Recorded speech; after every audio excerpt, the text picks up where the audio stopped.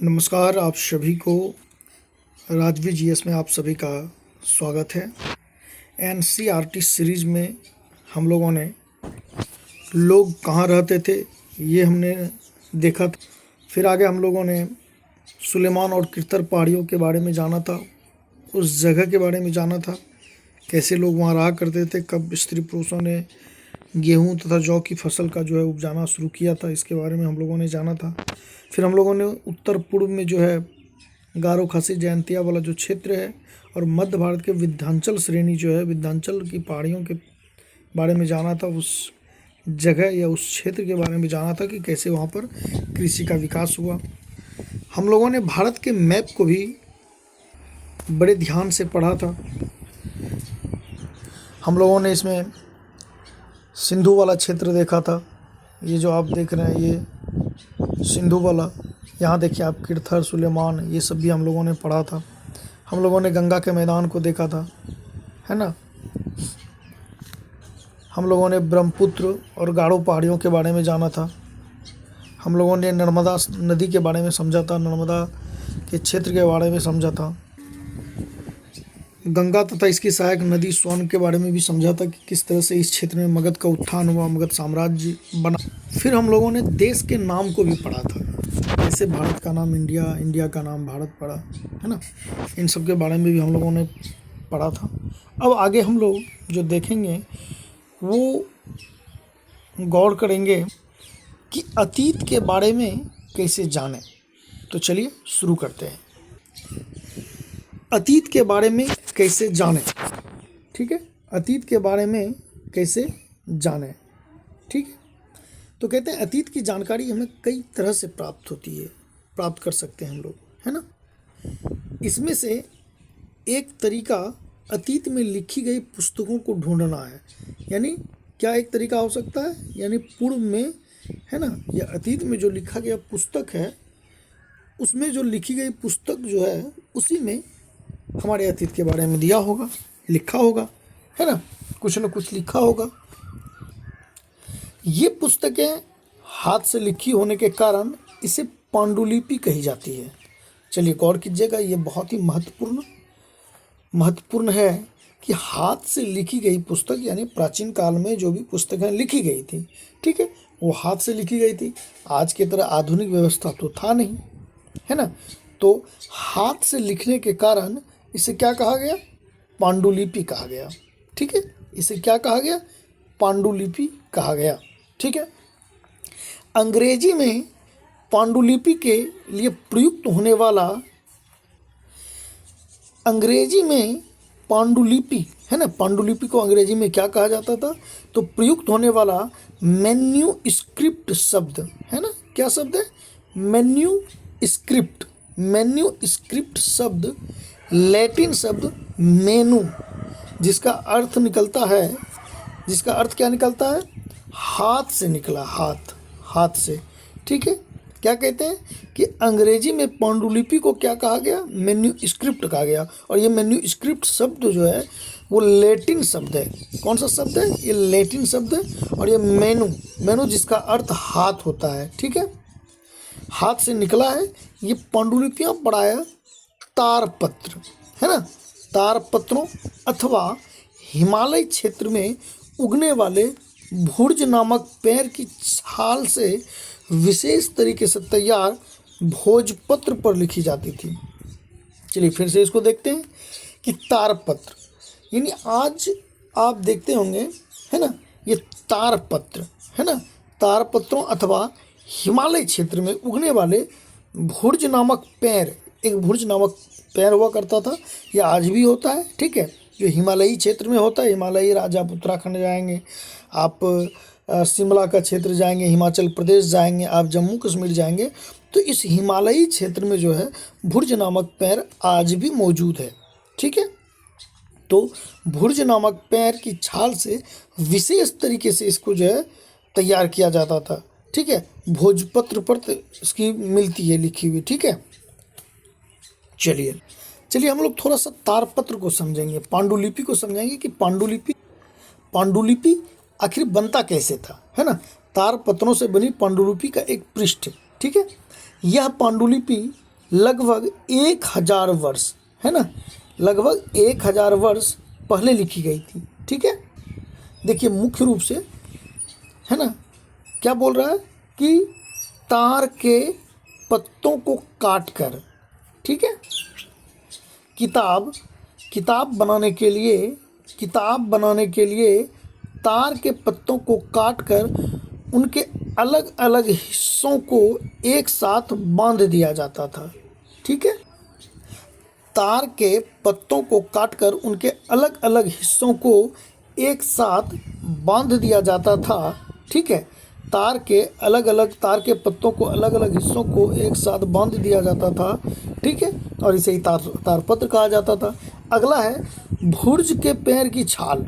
ठीक है, भुर्ज पैर की छाल से बनी एक ऐसी ही एक पांडुलिपि को तुम यहाँ देख सकते हो। चलिए हम लोग देखेंगे पांडुलिपि को। ठीक है, चलिए ये रहा आपके सामने पांडुलिपि।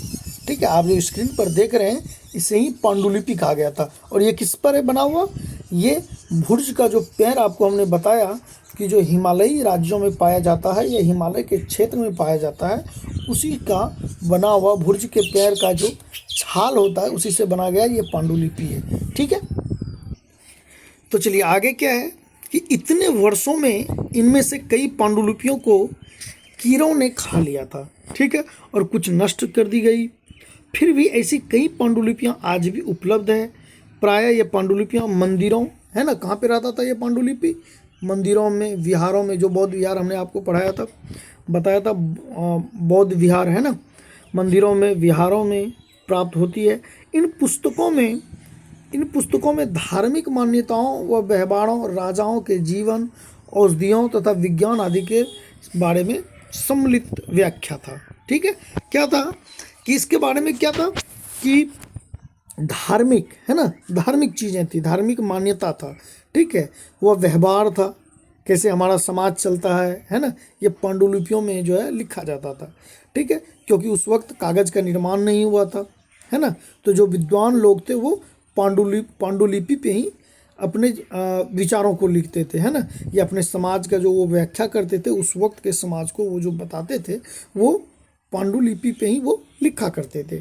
ठीक है, राजाओं के जीवन, यानी उस वक्त का जो शासक रहा होगा, ये जो शासनकाल जिनका चलता था, उनके बारे में भी जो है वो पांडुलिपि पे ही लिखा करते थे।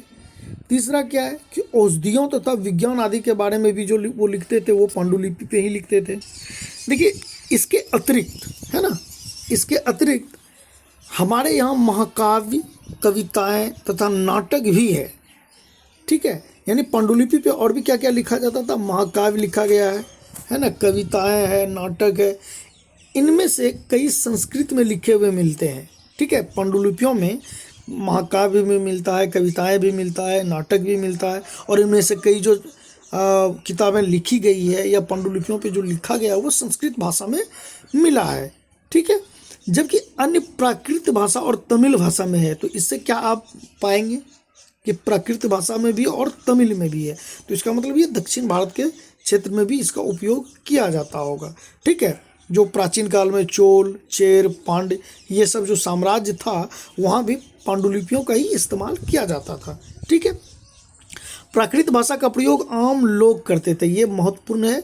प्राकृत भाषा का जो है उपयोग वो आम लोग किया करते थे। ठीक है, जो आम बोलचाल का भाषा होता है वो आम लोग करते थे। ठीक है, कौन सा भाषा करते थे? प्राकृत भाषा का उपयोग करते थे। किसका भाषा कौन सा उपयोग करते थे? प्राकृत। और संस्कृत कौन उपयोग करते थे? जैसे विद्वान करते थे, कोई पंडित करते थे, है ना, पंडित जो प्रख्यात विद्वान हुआ करते थे उस ज़माने में, वो संस्कृत भाषाओं का उपयोग करते थे।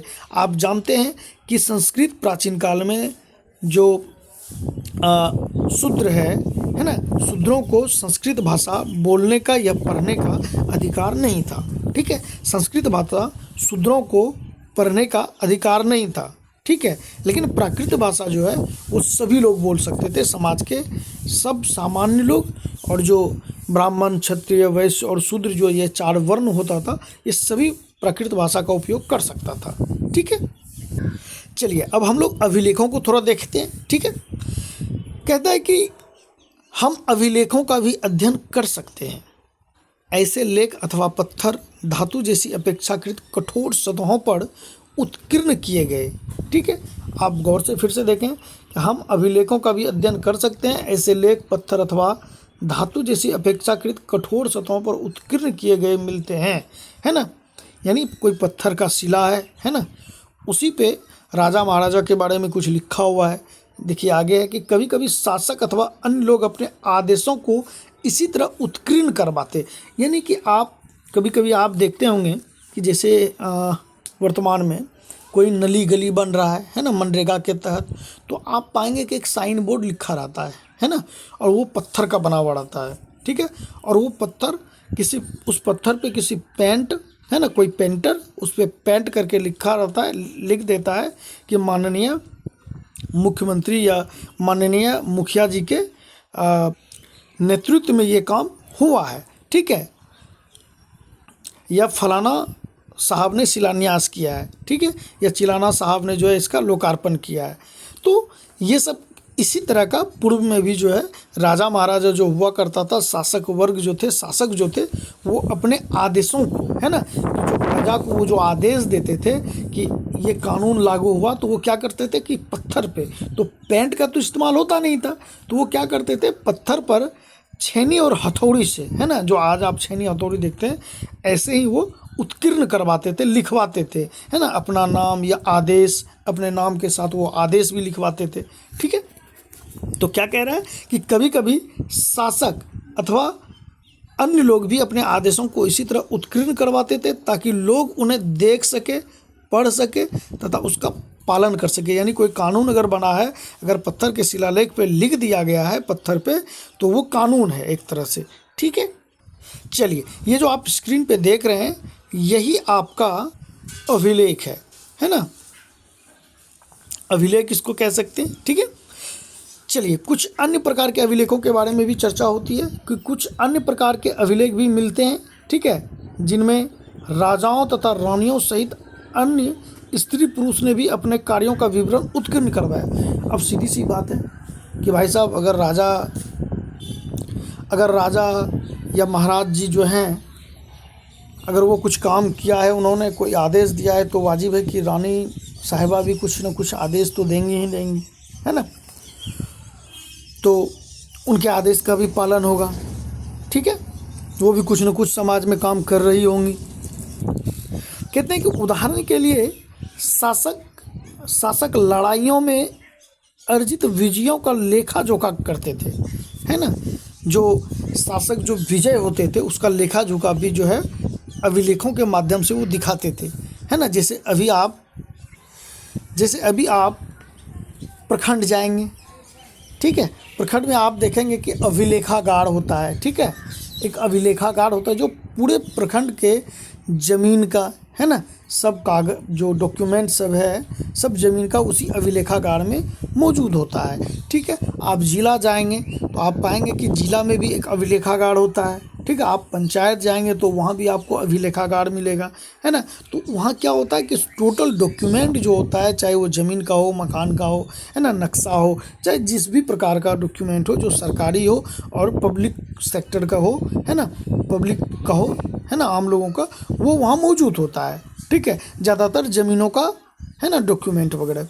ठीक है, तो इसी तरह प्राचीन काल में भी, ठीक है, जो शासक वर्ग थे, शासक लड़ाइयों में अर्जित विजयों का लेखा जोखा क्या करते थे कि हमने ये युद्ध लड़ा, हमने भैया हमने जो है कंधार को जीत लिया, हमने जो है उड़ीसा को जीत लिया। आप देखेंगे कि अशोक, है ना, अभिलेख जो ज़्यादा निर्मित करवाए थे वो अशोक इसमें माहिर थे।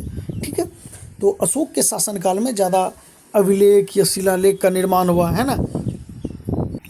चलिए थोड़ा सा हम लोग नज़र डालेंगे अपने अभिलेख पर, छोटा सा नज़र डालेंगे। ठीक है, तो कहते हैं कि लगभग 2250 है ना, लगभग 2250 वर्ष पुराना यह अभिलेख, एक अभिलेख मिला है अफ़गानिस्तान में। ठीक है, लगभग 2250 वर्ष पुराना यह अभिलेख वर्तमान अफ़गानिस्तान, कहाँ, अफ़गानिस्तान, कब का पुराना है, कितना पुराना, 2250 वर्ष पुराना है। कितना पुराना है, 2250 वर्ष पुराना एक अभिलेख अफगानिस्तान के कंधार, ठीक है, कंधार, आपने कंधार हाईजैक का नाम सुना होगा, ठीक है, तो ये कंधार से प्राप्त हुआ है, ठीक है। कहाँ से प्राप्त हुआ है? अफगानिस्तान के कंधार से प्राप्त हुआ है एक अभिलेख, और ये अभिलेख 2250 वर्ष पुराना है, ठीक है। यह अभिलेख अशोक नामक शासक के आदेश पर उत्कीर्ण करवाया गया था। आप समझ सकते हैं कि अशोक का शासनकाल कहाँ से कहाँ तक होगा। कहाँ मगध आप देख रहे हैं, बिहार, पटना उसकी राजधानी आप देख रहे हैं पाटलिपुत्र, और कहाँ अफगानिस्तान का कंधार। यानी आप समझ सकते हैं कि प्राचीन काल में जो मौर्य साम्राज्य था वो बंगाल से लेकर आप अफगानिस्तान तक, यानी पूर्व से पश्चिम की अगर आप बात करें तो अफगानिस्तान पाकिस्तान को पार कर अफगानिस्तान तक था, ठीक है। यानी क्या कह रहा है कि 2250 है ना, 2250 वर्ष जो पुराना अभिलेख है, ये जो कंधार में प्राप्त हुआ है, कंधार से, ये अशोक है ना, अशोक मौर्य शासक अशोक के शासनकाल का है। यानी अशोक ने ही इसका निर्माण करवाया होगा, ठीक है, अशोक ने इसका निर्माण करवाया था। क्या कह रहा है कि यह अभिलेख अशोक नामक शासक के आदेश पर उत्कीर्ण करवाया गया था, ठीक है, अशोक के आदेश पर, ठीक है, अशोक नामक शासक के आदेश पर उत्कीर्ण करवाया गया था। तो अशोक किस वंश का शासक था? ये मौर्य वंश का शासक था, ठीक है। इसका जो शासनकाल था ये लगभग 250 ईसा पूर्व के पास था, ठीक है, 250 ईसा पूर्व के पास था, ठीक है। तो इन्हीं ने क्या करवाया था? अभिलेख का निर्माण करवाया था। और ये अभिलेख कहाँ मिला है? ये अभिलेख मिला है कंधार, यानी अफगानिस्तान के कंधार में। और ये कितना पुराना है? 2250 वर्ष पुराना है, ठीक है। इस शासक के विषय में तुम अध्याय 8 में, अच्छा ठीक है, वो तो आगे की बात है कि अध्याय 8 में हम लोग अशोक के बारे में पढ़ेंगे, ठीक है। अच्छा, एक इसमें जो मुख्य चीज़ है वो ये है कि यह अभिलेख इस क्षेत्र में प्रयुक्त होने वाली यूनानी तथा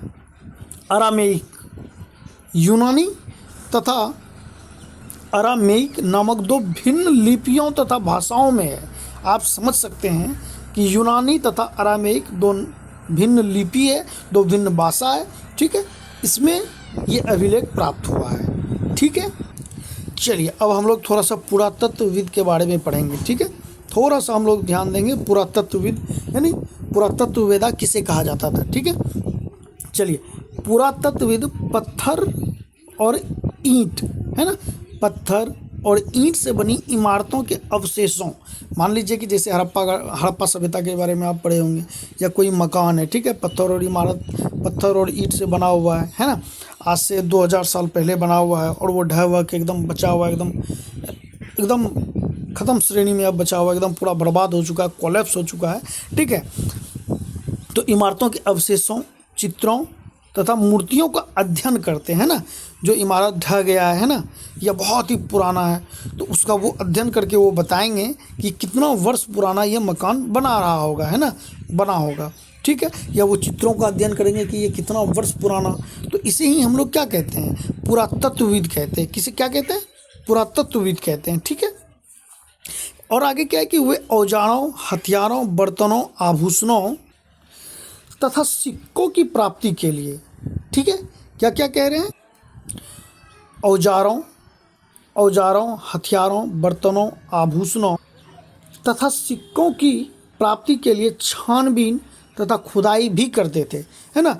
पुरातत्वविद का काम और क्या था कि जैसे मान लीजिए कि उनको पता चला कि इस क्षेत्र में कोई सभ्यता रहा होगा, है ना, या प्राचीन काल में कोई घर रहा होगा, उसका पता करना है तो पता करना है, या नहीं तो उनको पता करना है कि भाई ये यहाँ पे सिक्का रहा होगा, उससे पता चलेगा कि किस शासन काल का है, ठीक है। तो उसके लिए वो छानबीन तथा खुदाई भी करवाते हैं, ठीक है। अपने नेतृत्व में वो क्या करते हैं? खुदाई भी करवाते हैं, ठीक है। तो पुरातत्ववेदा का और क्या क्या काम है कि आभूषण, सिक्का, है ना, हथियार, इन सब की प्राप्ति के लिए वो छानबीन तथा खुदाई भी करवाते हैं, ठीक है। तो आगे कि इसमें से कुछ वस्तुएं पत्थर, है ना, कुछ वस्तुएं पत्थर, पक्की मिट्टी तथा कुछ धातु की बनी हो सकती है, ठीक है। ऐसे तत्व कठोर तथा जल्दी नष्ट ना होने वाले होते हैं। आप समझिए कि कोई अगर पक्की मिट्टी तथा धातु से बनी हुई हो सकती है, यानी पक्की मिट्टी है ना, पक्की मिट्टी तो जल्दी खराब होगा नहीं, या ईंटा तो ज़्यादा जल्दी खराब होगा नहीं, या कोई धातु तो जल्दी खराब होगा नहीं, है ना। तो इसका भी वो खोज करते हैं। कहते हैं कि पुरातत्वविद यानी पुरातत्ववेदा, ठीक है, पुरातत्ववेदा जानवरों, चिड़ियों तथा मछलियों की हड्डियों को भी ढूंढते हैं, है ना। पुरातत्वविद जानवरों, चिड़ियों तथा मछलियों की हड्डी को भी ढूंढते हैं। आप गौर करेंगे जब आप आगे सिंधु घाटी सभ्यता पढ़ेंगे तो वहाँ आप पाएंगे कि जहाँ इंसानों को दफनाया जाता था, ठीक है, वहाँ जानवरों की भी प्राप्ति हुई। तो जानवरों वो कैसे पहचाने कि यहाँ कुत्ता को दफनाया गया था, या कुत्ता को वहाँ कैसे वहाँ कुत्ता को दफनाया गया था, ये कैसे पता चला? क्योंकि कुत्ते की हड्डी मिली थी। कुत्ता का क्या हुआ था? इंसानों के कब्र में इंसानों के हड्डी के साथ कुत्तों की भी हड्डी मिली थी, ठीक है। तो चिड़ियों तथा मछलियों की भी हड्डी मिली, उनको मछलियों की हड्डी भी सिंधु घाटी सभ्यता में मिला था, ठीक है। इससे उन्हें यह जानने में भी मदद मिलती है कि अतीत में लोग क्या खाते थे, है ना। तो अगर मछलियों की हड्डी मिल रही है तो इससे पता होता होगा ना कि हो सकता है कि इंसान मछली खाता होगा, है ना। इसलिए जब वो मरते होंगे तो आज भी आप देखते हैं कि जैसे क्रियाक्रम जो हिंदू धर्म में होता है क्रियाक्रम, तो उसमें क्या करता है कि भाई एक खाट दे दिया जाता है, पंडित को दान करते हैं, गाय दान करते हैं कि ये फिर वो जो मृत्यु जो मरे हैं वो दूध खाएंगे गाय का, है ना। तो ये सब परंपरा अभी भी है। तो इसी से पता चलता है कि वो मछली खाते होंगे, इसलिए उनके कब्र में मछलियों को दिया गया था, ठीक है। कुत्ता उनका फेवरेट पशु रहा होगा, पालतू रहा होगा, इसलिए कुत्तों को भी साथ में दफना दिया है, ठीक है। चिड़िया, जानवर, ये सब भी वो लोग खोजा करते थे।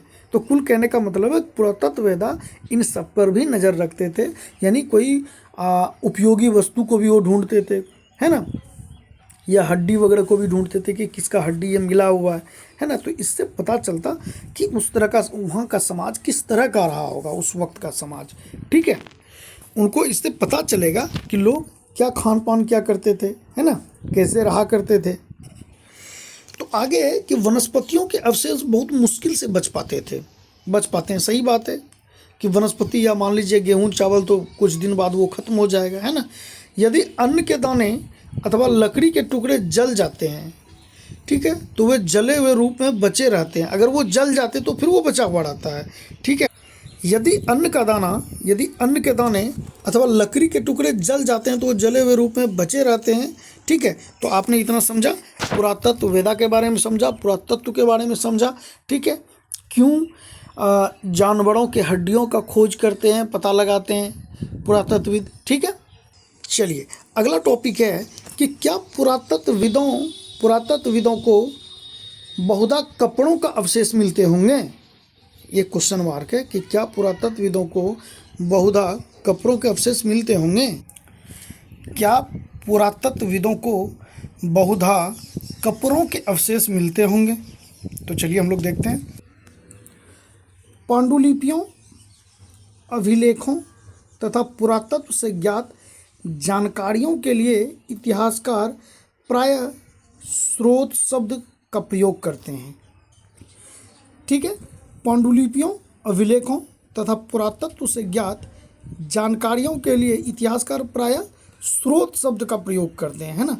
आप जैसे कि देखेंगे कि इतिहासकार का जो पुस्तक है, कोई पुस्तक आप पढ़ेंगे, किसी हिस्टोरियन का अगर पुस्तक है तो वो स्रोत को वो अपने एविडेंस में वो लेते हैं, है ना, कि हमने फलाना स्रोत से इन चीज़ों को कलेक्ट किया है, या इस स्रोत के माध्यम से मुझे पता चला है कि अयोध्या, उदाहरण स्वरूप कि अयोध्या उत्तर प्रदेश में जो है, अयोध्या आज का जो अयोध्या है वहीं पर स्थित था, भगवान श्री राम का जन्म हुआ था, ठीक है। वो पुरातत्वविदों ने तो खैर मानते हैं, बट इतिहासकार किसी किताबों के स्रोत से वो देखते हैं, है ना, या कोई जो पुरातत्ववेदा जो लिखा हुआ है उन्होंने, ठीक है, अपने किताबों में, तो वहाँ से वो कलेक्ट करते हैं इतिहासकार, ठीक है। तो आगे है कि इतिहासकार उन्हें कहते हैं जो अतीत का अध्ययन करते हैं, यानी देखिए इतिहासकार उन्हें कहते हैं जो अतीत का अध्ययन करते हैं, ठीक है।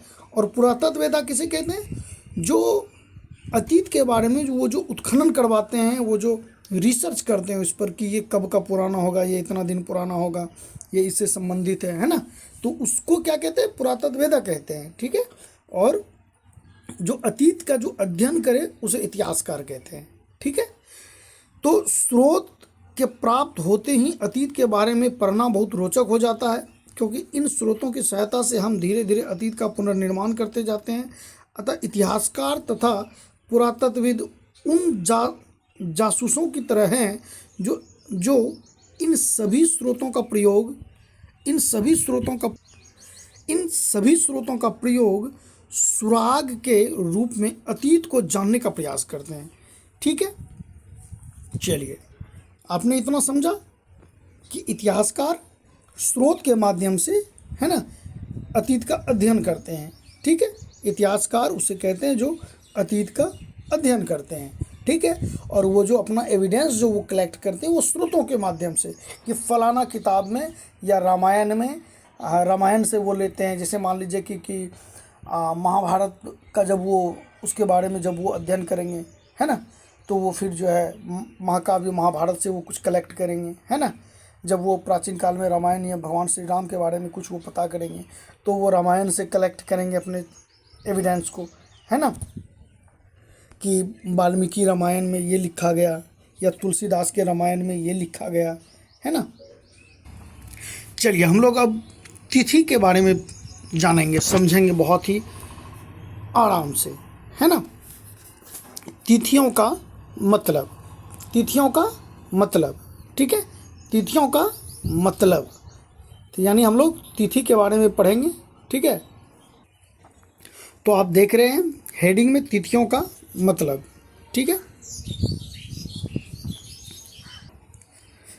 अगर कोई तुमसे तिथि के विषय में पूछे तो तुम शायद उस दिन की तारीख, माह, वर्ष, है ना, तारीख माह वर्ष, जैसे कि 2000 या इसी तरह का कोई और वर्ष बताओगी। ठीक है, इसको आप समझिएगा। वर्ष की यह गणना ईसाई धर्म प्रवर्तक, ठीक है, वर्ष की यह गणना, यानी अभी जो आप देख रहे हैं 2026 जो अभी चल रहा है ना, इस वर्ष की जो ये गणना है ईसाई के धर्म प्रवर्तक ईसा मसीह के जन्म की तिथि से की जाती है। ठीक है, अतः 2000 वर्ष कहने का तात्पर्य है कि ईसा मसीह के जन्म के 2000 वर्ष बाद। ठीक है, अगर 2000 वर्ष कह रहे हैं आप, तो वो क्या है कि ईसा मसीह का जब से जन्म हुआ, ठीक है, उसके 2000 वर्ष बाद के काल को 2000 वर्ष कह रहे हैं। ठीक है, या 2001, 2002, 2003, यानी ईसा वर्ष का इससे पता चलता है। जैसे अभी 2026 है तो इससे पता चलता है कि ईसा मसीह का जन्म 2026 वर्ष हो गया, उनका जन्म जो उन्होंने लिया था आज से 2026 वर्ष पूर्व लिया था। ठीक है, यानी ईसा मसीह के जन्म के पूर्व की सभी तिथियां ईसा पूर्व कहलाती है। क्या कहलाती है? ईसा पूर्व। जैसे कि आप देख लीजिए कि मान लीजिए ईसा मसीह का जन्म हुआ, ठीक है, तो जब जन्म हुआ तो उसके पहले के समय को बीसी कहते थे, ईसा पूर्व। ठीक है, उसे क्या कहता था? ईसा पूर्व। यानी मान लीजिए कि किसी तारीख को या किसी वर्ष में ईसा मसीह का जन्म हुआ, ठीक है, तो इसके पीछे के समय को ईसा पूर्व कहेंगे। ठीक है, ईसा पूर्व कहेंगे। ठीक है, ईसा पूर्व कहेंगे, और इसके आगे आने वाले समय को, बाद के समय को ईसवी कहेंगे। ठीक है, इसको क्या कहेंगे? ईसवी कहेंगे। यानी ईसा पूर्व, जन्म से पहले के समय को ईसा पूर्व कहेंगे, ठीक है, और जन्म के बाद के समय को ईसवी कहेंगे। ठीक है, इतना समझ गए आप लोग? चलिए, तो हम लोग इतिहास की तिथियों के बारे में और अच्छे से समझेंगे। ठीक है, थोड़ा सा यहाँ ध्यान दीजिएगा कि इतिहास की तिथियाँ, आप हेडिंग देख रहे हैं, इतिहास की तिथियाँ। ठीक है, अंग्रेजी में बीसी, आप शुरू से नज़र डाले रखेंगे। ठीक है, अंग्रेजी में बीसी, ठीक है, अंग्रेजी में बीसी, हिंदी में ईसा पूर्व। अंग्रेजी में ईसा पूर्व को क्या कहा जाता है? बीसी कहा जाता है, और हिंदी में क्या कहा जाता है, ईसा पूर्व कहा जाता है। तो इसका मतलब जो है, इसका तात्पर्य, इसका मतलब है बिफोर क्राइस्ट, है ना। क्या है, बीसी का मतलब है बिफोर क्राइस्ट, है ना। ईसा पूर्व का मतलब है कि ईसा के जन्म के पहले, ईसा मसीह के पूर्व, है ना। ईसा मसीह के पूर्व को ईसा पूर्व कहते हैं, और बीसी का मतलब होता है बिफोर क्राइस्ट, यानी ईसा मसीह के जन्म। दोनों एक ही शब्द है, ठीक है, दोनों का मतलब एक ही है, ठीक है। चलिए नीचे है कि कभी कभी तुम तिथियों से पहले एडी, यहाँ आप देखिए एडी, कभी कभी तुम तिथियों से पहले एडी हिंदी में लिखा ईस्वी, ठीक है। कभी कभी आप जब किताब पढ़ते होंगे उसमें एडी लिखा होता होगा, जब आप अंग्रेजी पुस्तक इतिहास का पढ़ेंगे तो उसमें एडी लिखा रहता है, ठीक है। तो एडी का मतलब क्या है कि वो उसको हिंदी में क्या कहते हैं, ईस्वी कहते हैं, अंग्रेजी में एडी कहते हैं, ठीक है। इसको क्या कहते हैं, यह एनो डोमिनी, एनो डोमिनी नामक दो लैटिन, एनो और डोमिनी, ये दो शब्द है, दो एनो डोमिनी नामक दो लैटिन शब्दों से बना हुआ है, यानी एनो और डोमिनी ये दो शब्द है, जिसका मतलब है ये लैटिन शब्द है, ठीक है। इसका तात्पर्य है मसीह के जन्म, यानी ईसा मसीह के जन्म के वर्ष से बाद, है ना। मान लीजिए कि उनके जन्म के वर्ष से है, ठीक है। एनो डोमिनी यानी ये दो लैटिन शब्द है, और ये किससे संबंधित है, ईसा मसीह के जन्म के बाद, है ना। ईसा मसीह के जन्म जब हुआ, उनका जन्म वहीं से शुरू होता है, एडी या ईस्वी, ठीक है। तो कभी कभी नीचे आप देखेंगे कि कभी कभी एडी की जगह सीई तथा बीसी की जगह बीसीई का भी प्रयोग होता है, ठीक है। लेकिन आप कम देखेंगे ऐसा, ठीक है, कि एडी के जगह सीई आप बहुत कम देखेंगे, और बीसी की जगह बीसीई का प्रयोग आप बहुत कम देखेंगे, ठीक है। तो इसके बारे में ज़्यादा हम लोग अंदर नहीं जाएंगे, बस आप इतना समझिए कि एडी मतलब ईसा पूर्व के बाद का समय, ठीक है, उसको ईस्वी कहते हैं, और बीसी यानी बिफोर क्राइस्ट, यानी ईसा मसीह के जन्म से पहले का समय, ठीक है, जिसको बीसी भी कहते हैं और जिसको ईसा पूर्व भी कहते हैं। चलिए बस यहीं तक समझेंगे, इसके आगे हम लोग देखते हैं। चलिए थोड़ा सा हम लोग शब्दों पर ध्यान देंगे, ठीक है। जो हम लोगों ने इस चैप्टर को पढ़ते समय जिन शब्दों का प्रयोग किया, जो महत्वपूर्ण शब्द, उसे थोड़ा सा उस पर चर्चा कर लेते हैं, ठीक है। तो हम लोगों ने देखा था यात्रा, है ना। तो यात्रा का मतलब आप जानते हैं कि कई बार एक देश से दूसरे देश में लोग व्यापार करने के लिए यात्रा भी करते हैं, ठीक है ना। जैसे कि अभी आप देखेंगे कि नरेंद्र मोदी अभी इटली के दौरे पे थे, है ना, इटली की यात्रा पर थे, ठीक है। तो उसे ही यात्रा कहते हैं, कि कहीं आप गए हैं तो उसे यात्रा कहते हैं, ठीक है। पांडुलिपि, पांडुलिपि के बारे में आपको हमने बताया कि तारपत्र, है ना, तारपत्र, अभी आप, है ना, तारपत्र, ठीक है। पांडुलिपि जो आपका तारपत्र पे बनता था, है ना। और एक भुर्ज का छाल भी होता था, ठीक है। भुर्ज जो है ये हिमालयी पौधा होता था, जो हिमालयी राज्यों में आज भी अवस्थित है, ठीक है। और तारपत्र यानी आप जब ग्रामीण क्षेत्र में देखेंगे कि ताड़ का पेड़ होता है, ठीक है, ठीक है। तो उसी से पांडुलिपि तैयार होता था। पांडुलिपि पे जो है जो पुराने विद्वान थे, उस वक्त के जो महान विद्वान थे, वो अपने समाज के बारे में, ठीक है, राजा महाराजा के बारे में, उनके शासनकाल के बारे में उस पर चित्रित क्या करते थे या लिखा करते थे, ठीक है। उसे पांडुलिपि कहते हैं, ठीक है। चलिए आगे देखिए। अभिलेख क्या होता था, अभिलेख राजा के द्वारा, है ना, शासकों के द्वारा, ठीक है। तो इसमें अशोक, है ना, अशोक महान सम्राट हुए मौर्य वंश का, ठीक है। तो अशोक के द्वारा ज़्यादा अभिलेख लिखवाया गया था, ठीक है। तो शासक या जो राजा होता था उसका आदेश होता था अभिलेख, ठीक है। या आप यूँ कहें तो वो अपने जो राज दरबारी है उसके द्वारा कुछ लिखवाते थे, ठीक है। चाहे वो आदेश होता था, कोई कार्य होता था, कोई दान होता था, है ना। तो ये सब, इन सबों का चर्चा जो होता था उसे ही अभिलेख कहते थे, ठीक है। चलिए आगे आप देखिए कि पुरातत्व, ठीक है। पुरातत्व क्या होता था कि मान लीजिए कि आज से 5000 वर्ष पहले कोई सभ्यता रहा, जैसे कि सिंधु घाटी सभ्यता, ठीक है। तो सिंधु घाटी सभ्यता का जो उत्खनन करवाया, जो रिसर्च करवाया, जो मेन व्यक्ति था, उसे पुरातत्वविद कहा गया। ठीक है, ठीक है, उसे पुरातत्ववेदा भी कहते हैं। ठीक है, पुरातत्व वो विभाग एक होता था। ठीक है, चलिए अब हम लोग इतिहासकार के बारे में समझेंगे। ठीक है, इतिहासकार उसे कहते हैं जो अतीत का अध्ययन करे। ठीक है, इतिहासकार जो उसे कहते हैं जो अतीत का, ठीक है, अतीत का अध्ययन करे।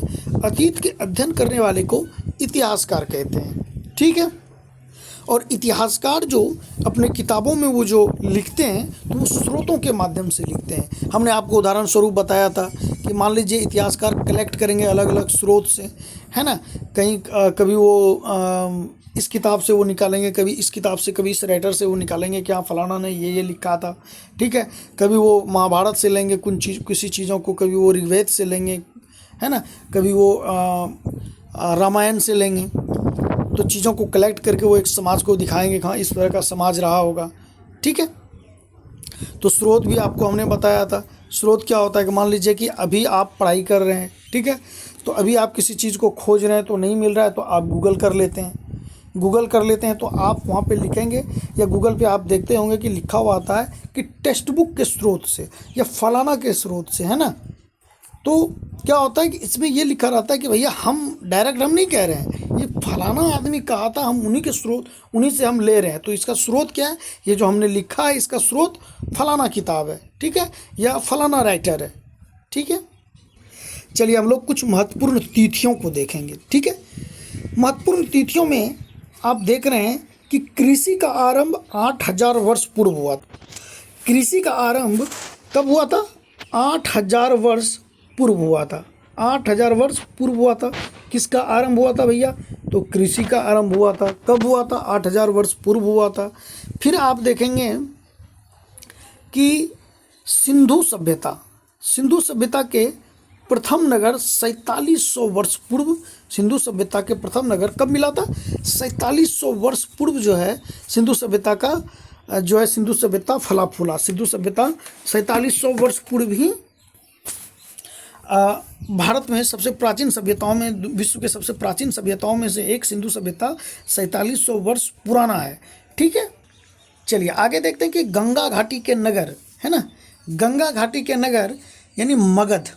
गंगा घाटी, आप गंगा घाटी इसलिए हम कह रहे हैं आपको कि जैसे कि आप देखेंगे कि जैसे उत्तराखंड से निकलकर उत्तर प्रदेश होते हुए बिहार में एंटर करती है गंगा, तो दक्षिण से सोन, फिर उत्तर से गंडक, है ना, ये सब आती है।